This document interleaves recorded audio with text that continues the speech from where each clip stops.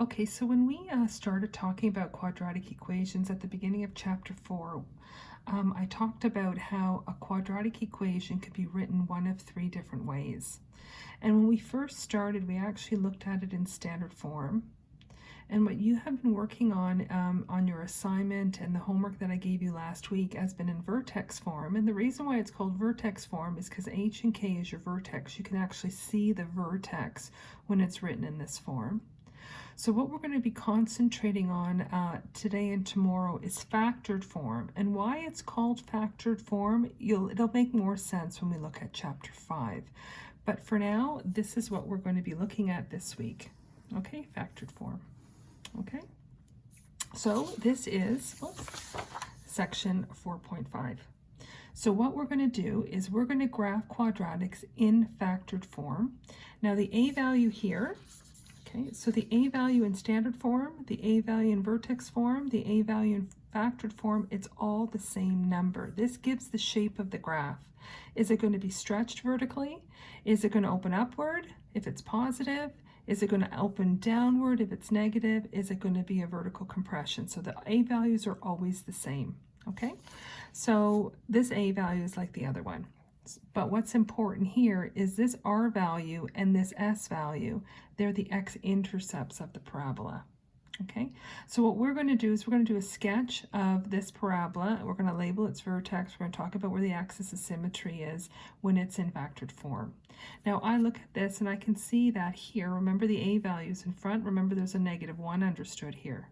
So as soon as I see that a value is negative, I know it's going to open downward. Okay, so what I need to figure out is what is the r value and what is the s value. So remember it's in this form a x minus r x minus s. Okay, just like in vertex form when we had x minus h, the h value is always the opposite sign.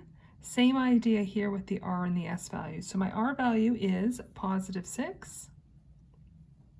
My s value, once again, the sign changed. In order for that sign to have changed, I had to have subtracted a negative.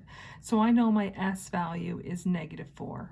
Okay, because when you take x and you subtract a negative, the sign changes to a plus. Here, if you take a positive value and you put it in, it still shows as minus. So I know it's always going to be the opposite sign as to what is inside the bracket, just like the h value when we looked at vertex form. My first step is to plot the x-intercepts. Okay, so I'm going to go to positive. Remember, it's an x-intercept, right? It's on the x-axis. So there's one right there at 6, and I've got another one right here at -4. Okay, so our next step is to figure out what the vertex is. So once again, you always start by plotting your x-intercepts. Now I know this graph opens downward once again because my a value is negative. Now the vertex, remember this parabola is symmetrical. So the vertex is at the halfway point between these 2 points. Okay, and remember if you have a line and you're trying to find halfway, that's your midpoint. So we're going to find the midpoint of -4 and 6. So if you recall your midpoint formula, and we're only worried about x, right? We don't care about the y. So we're going to take our two values, the r value and the s value, we're going to add them together and we're going to divide them by 2, just like we did when we did midpoint in chapter 6. So this is my x value at the vertex. So this is what I'm trying to find now. I'm going to try to find its vertex. So I take 6, and I add -4 and I divide that by 2. And this is x at the vertex. So 6 plus -4, 2, divided by 2. So I know my x value at the vertex is +1. So I know this is my axis of symmetry right here, right? Where my x value equals 1.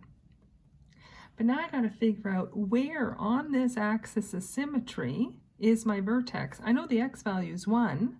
I got to now find where is my y value.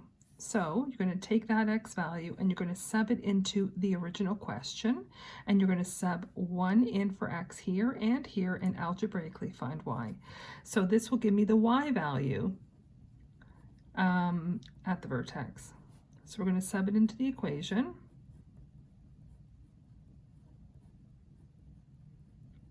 Okay, so y equals -1. Remember, there's a 1 in front. 1 subtract 6, 1 plus 4. You can follow BEDMAS. I know 1 take away 6 is -5. I know 1 plus 4 is +5, and I multiply this all together. So -1 times -5, +5, times +5, 25. So now I've just found the vertex. X is 1 and y is 25. So I would recommend you figure out what your vertex is first before you start doing a scale on y. Otherwise you might have to erase. So I'm going to go by a scale of 5. Okay, I'm going to plot the point right here where my vertex is 1 and 25. Now I go from my vertex to my x-intercepts, like that. And whoops, I didn't do such a great job here. Put arrows on each end, and of course you're going to label it, and that's it. You only are going to have one graph, the final graph, and it's just a sketch of the parabola when you graph using your intercepts. And that's it. Let's look at another example. Same idea here. Your first, and again, this is your a value, x minus r, x minus s. Because this is +8, I know my r value is, you should be thinking it's, because this is a plus, it is negative. Here, my s value is -2. R is -8. So I plot those 2 points, one here at -2, one here at -8. Looking at my a value, I can see it's positive, so I know my graph should open upward. Here it was negative, that's why it opened downward. Okay, so once again, we need to find the vertex. Once again, to find the vertex, you need to take your x-intercepts, add them together, divide by 2. And this is going to give you the x value at the vertex. So -8 plus -2, -10 divided by 2, -5. So I know my x value at the vertex is somewhere on here at -5. Once again, how do you find y? You take your -5, sub it into the original question, use order of operations, because we had this, we had y equals 2, x plus 8, x plus 2, so y equals 2, -5 plus 8, -5 plus 2. Follow order of operations, so this is +3, this is -3, and then I multiply it, so 2 times 3 is 6, times -3, -18, and there is my vertex at -5 and -18. Okay, so then I'm going to decide what scale I'm going to go by. So once again, I recommend you always figuring out what your vertex is before you start writing down what your scale is, so that you don't have to make your graph too large and you don't have to start erasing. So I'm going to go to -5, -18, there's my vertex. I know my graph opens upward, so I can see that I'm probably on the right track, and then of course I put arrows on both ends and I label my graph. Okay, and that's it in terms of graphing. The next thing we're going to look at is how to write an equation. Okay, do you want to pause it? Okay, so now we're going to write equations in factored form. So this is not in vertex form. And if you look at the diagram, I can't even determine what the vertex is clearly. I'm kind of guessing what it is. So what you're going to do is you're going to identify your r value and your s value in your diagram. And remember, every equation has an independent variable and a dependent variable, and you're going to need to algebraically figure out your a value, just like you did in vertex form. Okay, so it doesn't matter which one you call r, which one you call s. I usually do rs, it doesn't matter. So this value here is -8. So r is -8. S here is +2. Remember, a is what you are always looking for algebraically. You're given a point that it passes through. X is 0, y is negative 32. So I'm going to do x is 0, y is negative 32. And I sub all of this into y equals a, x minus r, x minus s.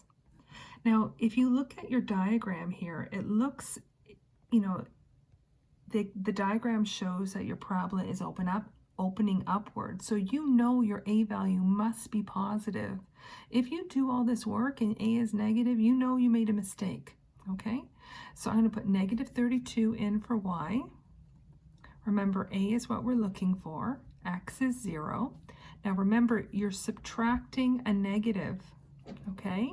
And then here 0, and we're subtracting 2.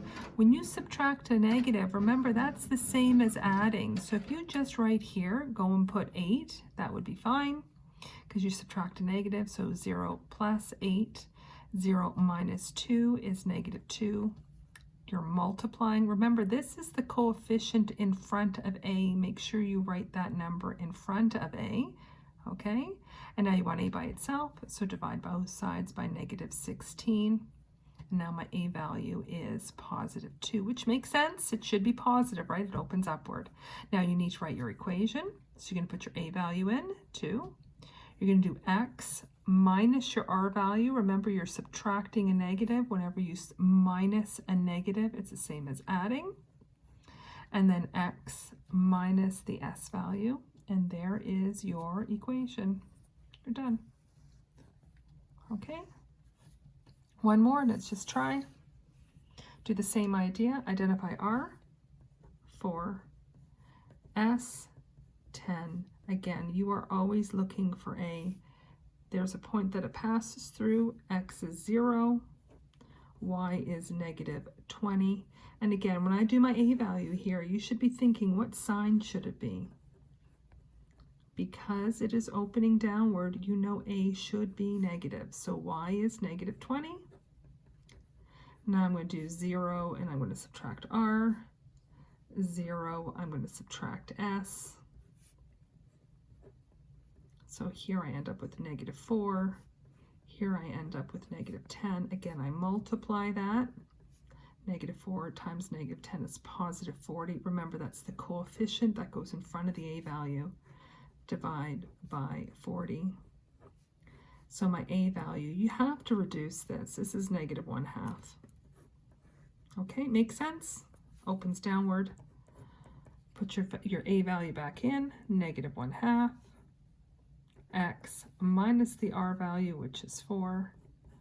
X minus the s value, which is 10.